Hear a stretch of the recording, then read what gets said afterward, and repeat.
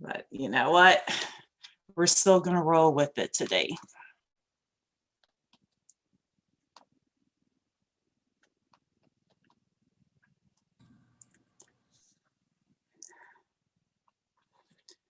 Okay, so we are officially on Instagram, Facebook, Periscope.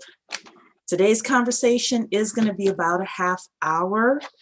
Conversation for today is Your Family is a Business. It is an introduction to the Black Family Wealth Challenge. We want to welcome everybody. Don't forget to put your city and state in the chat so we can recognize you. You can put your city and state in the chat so we can recognize you. Conversation is Your Family is a Business. It's all about Black family wealth here. So we've got Queens, New York. We've got Charlotte, North Carolina. Put your city and state in the chat so we can recognize you. Dr. Keisha in the big Detroit. Speaking of Detroit, so this evening at 7:30 p.m., we have a gentleman coming on who has closed $2 billion with a B, $2 billion of real estate. Here's how it's going to work because he's such an extraordinary guy. He's coming to talk about the 10 ways that you can create equity within real estate. If you are the general public, you're not a member of 10K Project, then you'll be able to see it on Zoom live only, right? If you are a member, you can get the replay.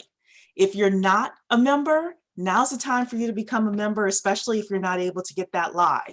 This gentleman has closed $2 billion of real estate. And one of the things I said, you know, as I was talking to him was it takes money to make money within real estate. And he said, not necessarily. So I said, okay, well then put a pin in that. And we're going to have a conversation about that tonight. So that is tonight, 7:30 p.m.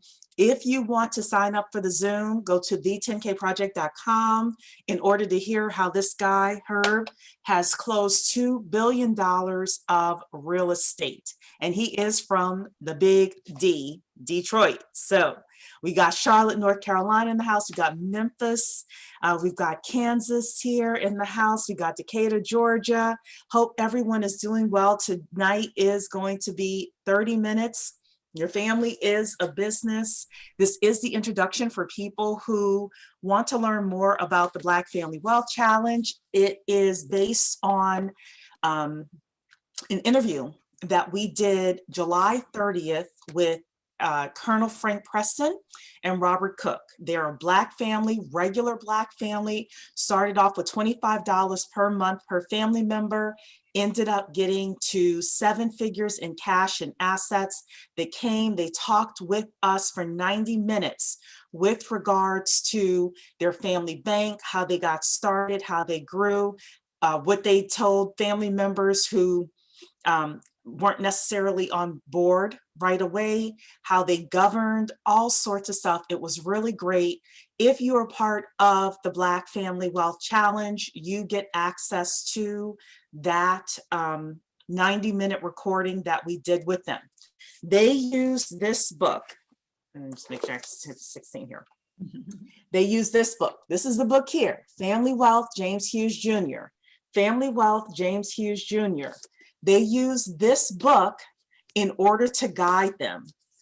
And we had a great conversation last night where we talked overall about Black family wealth and used a lot of the principles within this book to talk about Black family wealth. Now, this book is based on non-Black families. So we also added some culturally relevant information in there as well that I think, you know, the conversation really was strong and rich because of that. And I am still going to urge Robert Cook to write the Black version of this, because I do think that we have some unique experiences in this country and going forward that needs to be addressed in here as well. How you doing, my friend Talisha? I see you there. How are you? All righty then. So hello everyone on Instagram. If you all want to come to Zoom, In order to see my other panelists here, go to the10kproject.com, the10kproject.com. And if anybody wants to join the Black Family Wealth Challenge, it is not too late.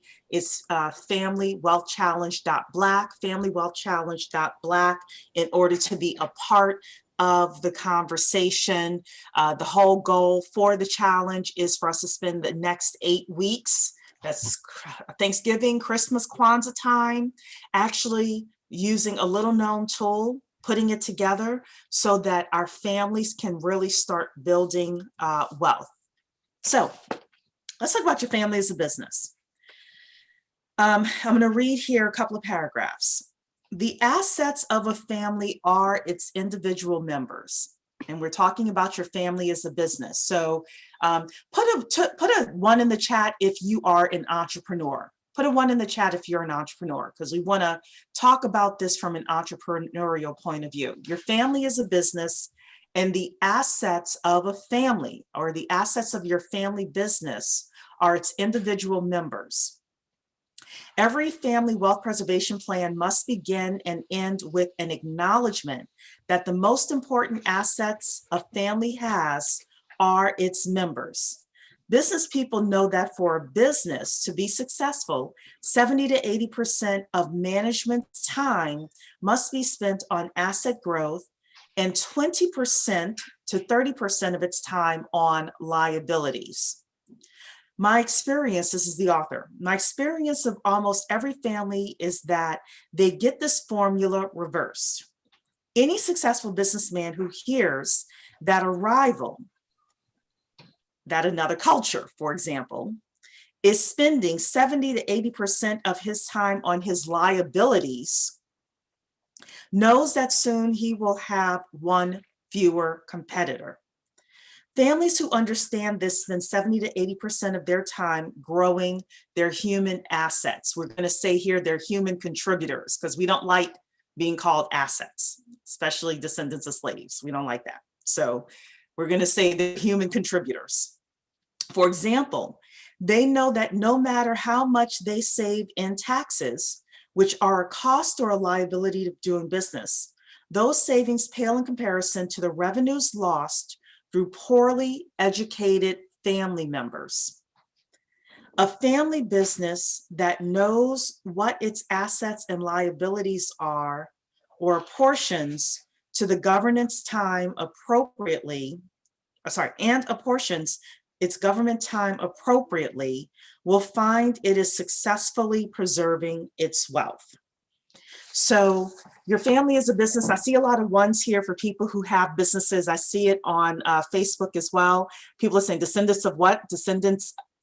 Oh, well, no, we have to use the verbiage. We have to, tribes of Gadites, we have to use that verbiage because it's true. It's true. So, and I just want to show everybody on Instagram this, my panel here. Y'all can see that. All righty then. So,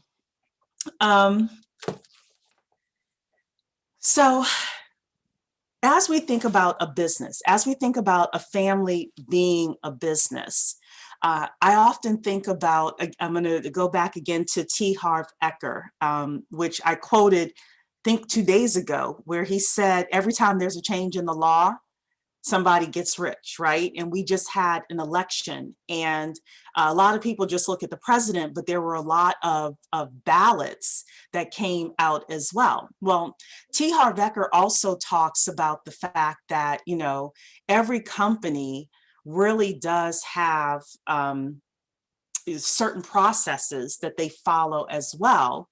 And when they follow those systems and those processes, they end up doing better than if they just, you know, fly by the seat of their pants. The other thing is, put a 2 in the chat if anyone follows Marcus Lemonis and The Prophet. Put a 2 in the chat if you know what The Prophet is. It's a TV show. I don't know if it's still on or not. It was hot for a while. But Marcus Lemonis, I'm starting to see some 2s in the chat here. Great. Marcus Lemonis, you can look up the TV show. It was on CNBC, The Prophet, P-R-O-F-I-T, The Prophet. He used to say that people, process, and product are very, very important to a business.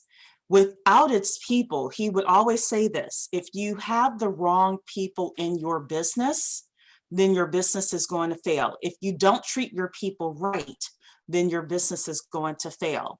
The biggest assets that we have in our families are our people, whether it's our elders, whether it's, baby boomers, for example, Gen X like me, or millennials or Gen Z. Everyone brings something to the game, right? The final thing that T. Harv Eker used to say is, when drama goes up, profits go down.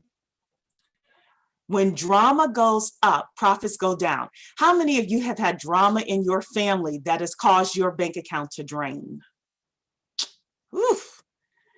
So when we start looking at our assets of our family, of the friends that we're around, our families truly are businesses at the end of the day, meaning that they can function like something that is a well-oiled machine and profitable and makes our lives better, or they can function as something that is that can destroy us, quite frankly. So I'm going to open it up to Dr. Keisha and Talisha.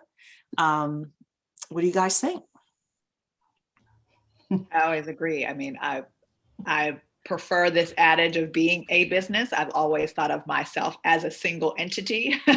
So I've always treated this as something that has to be dealt with, because again, when you think of it in the sense of the strategies that have to be applied, just living, trying to survive is one thing, but truly trying to, capitalize on what is available to you, from educational resources to just living in the digital age that we have. There is a lot that's accessible.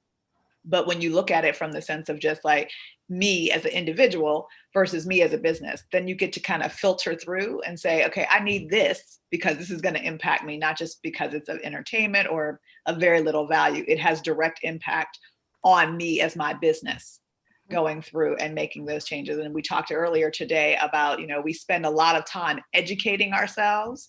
That's one of the things that we believe in very heavily, but we won't spend that same time with regards to our businesses.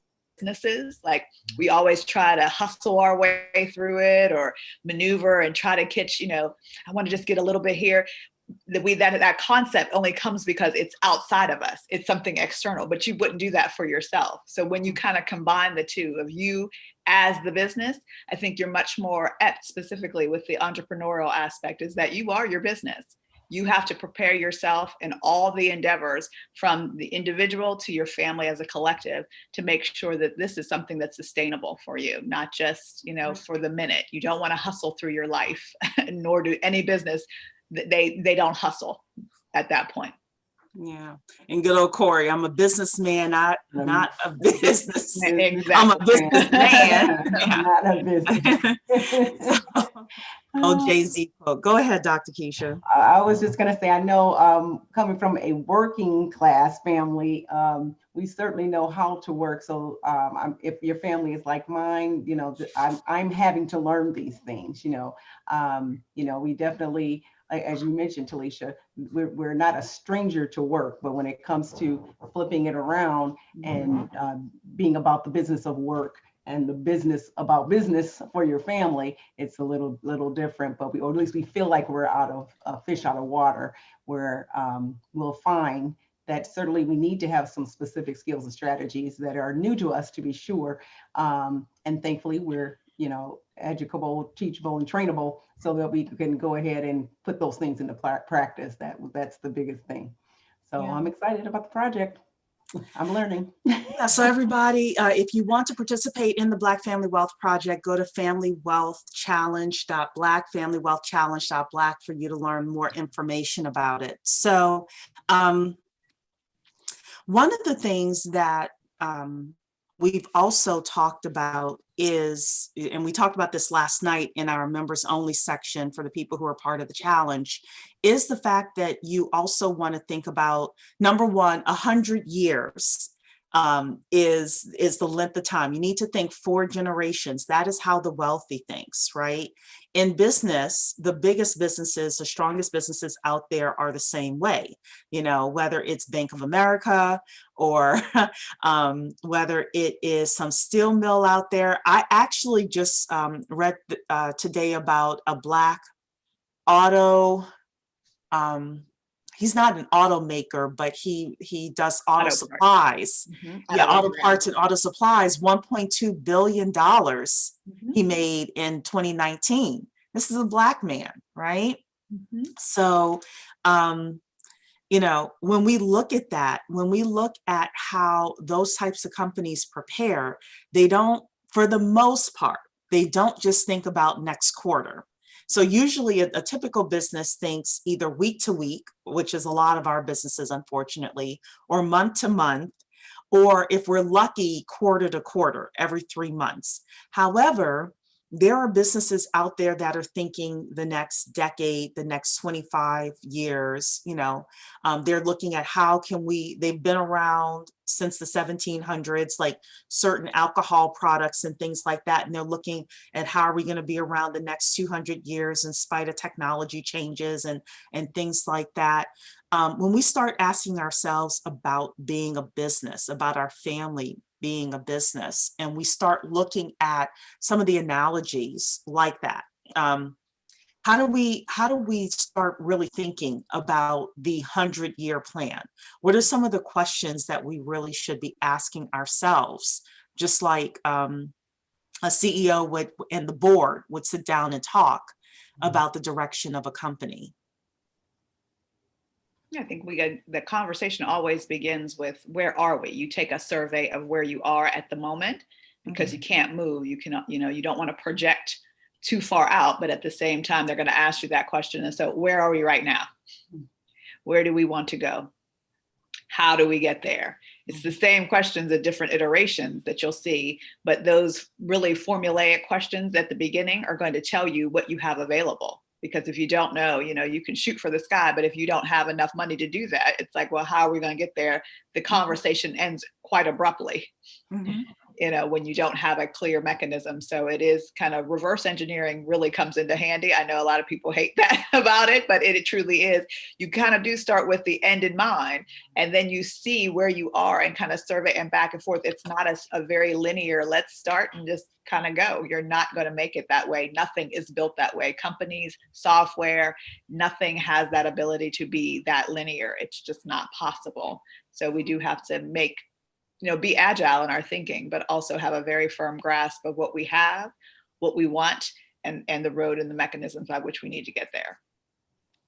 I would imagine too, having some type of structure so you don't go outside of the bounds of those goals. And I mean, you have to be flexible. I mean, I think what happens, people get really myopic and they only want it one way. And again, that's that straight shot. It's not going to be a straight shot. It's just not. But I think that you do have to have some structure where we can say, yes, this is the boundary. Yeah. As far as we go, or this is where we this can go in perpetuity for us to kind of expand on that. So I think there is that, and that's where the family has that dialogue, like we talked about last night, of what everybody wants to contribute and where everybody wants to go, because it may not be the same. And maybe those are the iterations. Maybe somebody just wants to get to year 15. Maybe they just want to send their kid to college. Maybe that's their thing. I just want to pay off my house. I just want to send my kid off. I just want to buy a piece of land. Maybe that's for them. That's it. And you can help them along, but you know, you continue on forward. That's a part of the plan. That's a nice benchmark for them in the mix. But as we continue on, that's way past 25, 50 years. You know, buy a house, going to school. Those are those kind of things that are definitely time boxed very nicely, and you can check those off pretty instantaneously. Yeah. And I will say most people, not all, but most people, once they hit a goal, it's always the next thing that they want to achieve, the next thing that they want to achieve. Now, don't get it wrong. Don't get it twisted. Sometimes people may say, you know what, I need a year break. I've been on this goal for 5 years. I just need a year to kind of recalibrate. But most people eventually will come back and say, okay, now what's the next thing? So even if you have a family member that can just think a year out, let's say they've lost their job, or you know, or their child is giving them trouble right now, or, you know, things are happening in their lives that is just too much.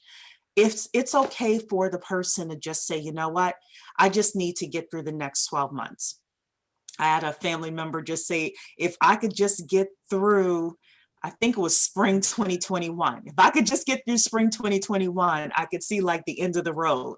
And sometimes your family members may start there. Sometimes as you're going through the family bank process, you'll have a family member that hits a bump in the road. And I think that was one of the great things that Robert Cook and Colonel Preston really talked about in that 90-minute interview that we did with them, was how to handle those situations with those family members as well. To keep them engaged while also, you know, knowing that the family plan is still the 100-year plan. It's still, no, we can't just think me and my kids. We have to think, or me and my grandkids, if they're here, you have to think 4 to 5 generations ahead. So Richard is saying here, where are we? Agreed. That's what Talisha said.